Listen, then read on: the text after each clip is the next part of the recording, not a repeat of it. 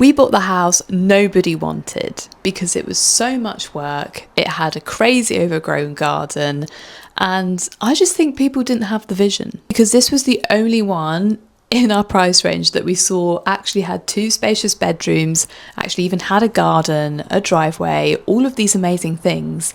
It was just a bit grandma-y inside. So over the past year and a half, we have been bringing it back to life, including the garden, inside our office. Don't get me wrong, there is still so much to do. We've not done big ticket items like bathrooms and kitchens. This is all work we have just done entirely ourselves without paying anybody because it's too expensive. So here is the tour all you nosy lot have really been wanting to see.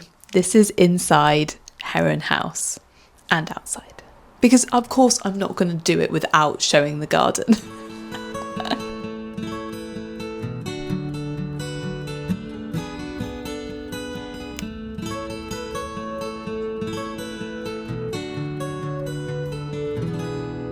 I had to kick off the tour with the office because this room took us 6 months to complete, because carpentry was not on my resume. I have a fashion design degree. It was also the room that was in the worst state. You know, the carpet, the walls, the wallpaper. It was the least livable room in the house, but also the room we wanted to start with because it wouldn't disturb us as much. We could just tear it apart and shut the door afterwards because we didn't need this room. The theme for it is coastal and travel, so it's kind of an ode to all the gorgeous holidays me and Ollie have had together, hence why there's a lot of blue, ocean, travel-inspired bits that we've bought along the way, and it's a really inspiring room to be in and work in. It's just a dream. The reason why I wanted this room to be my office is because of the giant window that then looked out onto the garden. I wanted my chair to be right next to it so I could sit, draw, work from home, and just have gorgeous doses of vitamin D and be able to see the garden at the same time. What I am hiding from you right now is the fact that we have blue carpet. So it's not finished yet. We also have green carpet.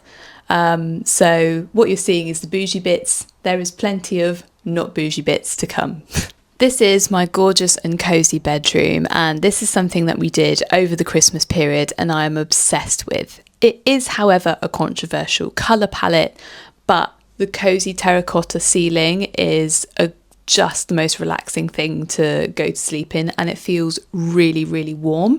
It's meant to feel kind of like a cocoon, nesting kind of vibes because it is the bedroom. We got this cabinet for £10 from Facebook Marketplace. All of this is Valspar paint, and definitely not an ad. I just love Valspar because of the choice in colour. So you can see I've obviously got quite an interesting taste in colour, and that everything is rather bright, but it's all still kind of got an earthy, dusty tone to it. And the furniture always matches the wall, and the woodwork always then ties in for something else. So it is very much intentional.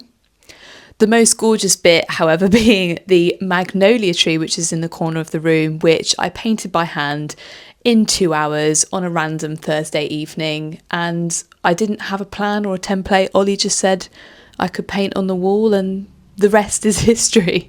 It works really well because it kind of leans over the bed, really frames that part of the wall. So if you are kind of scared of having a blank wall and a big blank wall that you don't know what to do with, why don't you just paint a magnolia tree? That would be my call. So that's something that's really fun. I do have a design and illustration background, so I love to just paint things on a whim.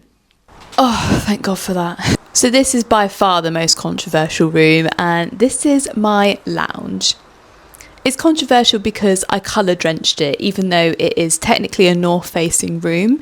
It does have a bay window, so the gorgeous sunlight in the evening really trickles in, kind of from the northeast side, and it is so cosy. This room is actually one of the coldest rooms in the house because it has the outside wall, so I really wanted to give it a warm colour. The sofa is something we thrifted again for £200. The cream, that is almost like a pinky plastery colour, is what is painted in the bedroom, so they always tie together, and the terracotta colour is what's on the bedroom ceiling as well. You may have also noticed we have a lot of plants. We actually have 60 house plants between me and Ollie because we've been collecting them since the age of 16. So that's 10 years of plant collecting, so it's quite a crazy collection.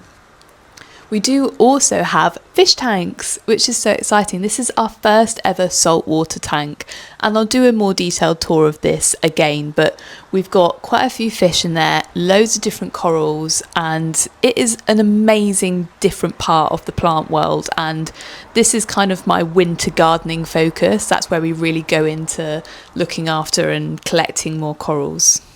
I actually bought this Monstera for Ollie for Valentine's Day in 2017, and now it's made it all the way to our first house together, which is just so special, although it is so blooming big.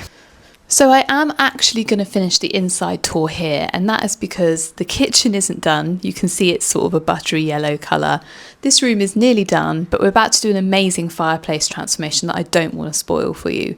But for now, just enjoy the fact that it's a gorgeous blue, again, very similar to the office colour. This sofa, again, thrifted. The table, thrifted. Well, we didn't thrift this. This is from my parents' house and I think is about 30 years old. The sofa is older than me.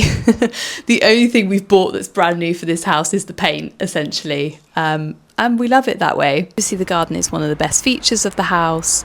It comes straight out of the kitchen, so I can float straight out here to the greenhouse, to my herbs, to the water butts, which are unsurprisingly very empty, and then out straight on to the patio.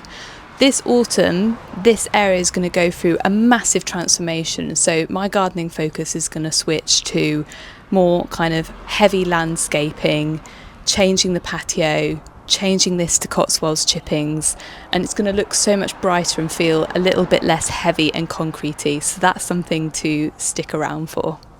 I just had to show you this amazing bee that's on the Allium Millennium. Look at that, it's one with the red bottom, and that is the first one of that type I've actually seen this year. So that is very exciting. As I said, we are heavily in transformation season of this garden. We're kind of looking at what went well this year and really then planning what we want to do in the autumn and winter ready for next year, and a lot of change is going to be happening.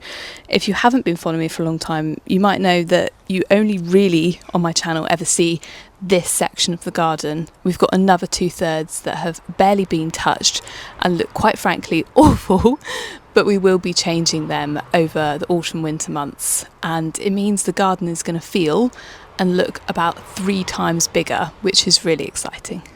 Let's go and have a look. Oof, this is a little bit of a shocker, but this is third 2 of the garden, and where you can see the brick planter is the final third of the garden, and these 2 sections you can see are under construction. They need a lot of work, they haven't been planted up, haven't really been looked after. We have just very much been trying to maintain. The only things they've had are a few shade plants like mahonias and fatsias down the side here. We've made a circular brick bed right behind me, and then right down the end is where I've been keeping my cut flower bed, so my dahlias, and then also some pumpkins, because you need a lot of space to grow pumpkins, so I've just grown them down the end so they're out of the way and they can just ramble and go completely wild. But this needs completely redoing, redesigning, and that's going to be my focus in September and October, so that's going to be a really exciting thing for you guys to see. A lot of people think gardening is something you do in summer and then you kind of switch off for during the winter months, but for me, autumn is my reset. It's the reflection. What new ideas do we have? What heavy landscaping do we want to do because it's much cooler? What kind of more larger things do we want to plant up now that we're getting some more rainfall, hopefully, although it's not looking good, is it? And that is a shed that we're taking down as well, so we've only got halfway because there's a wasp nest behind it, so yeah, not ideal. So a lot of these gardens you see on the internet look beautiful and perfect, and I'm definitely someone who can accidentally maybe put that across to you guys, but we are barely a third of the way through. There is 2 more kind of, maybe each section is going to take a year, who knows, but we have got 2 more thirds to go. a lot more rooms to renovate. So if you want to follow along and see what we do to the rest of the house and see what we do to the rest of this crazy long garden, then follow along for more. Bye. I better get to work.